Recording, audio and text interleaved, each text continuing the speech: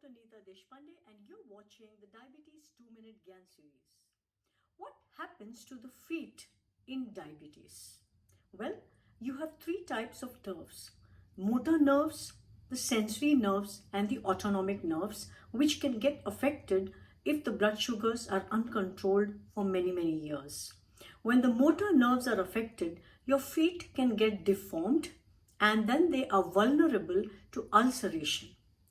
If your sensory nerves are involved, you have lack of sensation or reduced sensation, and the deformed feet which are ulcerated get worse because you walk on that same foot without any sensation and the ulcer becomes bigger. And the third thing is autonomic neuropathy, because of which the sweat glands that keep your feet moist are not functioning well, and you are prone to get cracks and fissures, because of which the ulcers can get worse. Added to this, there can be infection in the open ulcers, which can then ultimately lead to infection deeper in the tissues and can lead to gangrene. This is the neuropathy part.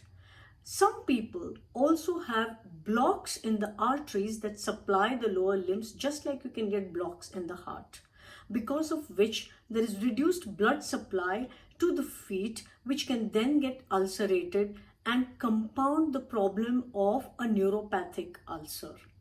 I'm going to tell you what you can do to prevent this in another episode. Now for the health tip of the day.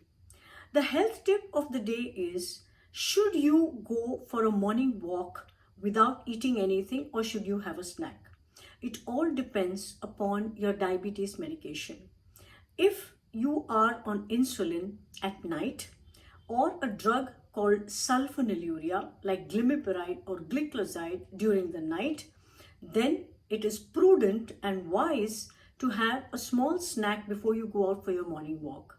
If you're on any tablets which don't cause hypoglycemia and you're not on insulin, you have the option of going for a walk without eating anything.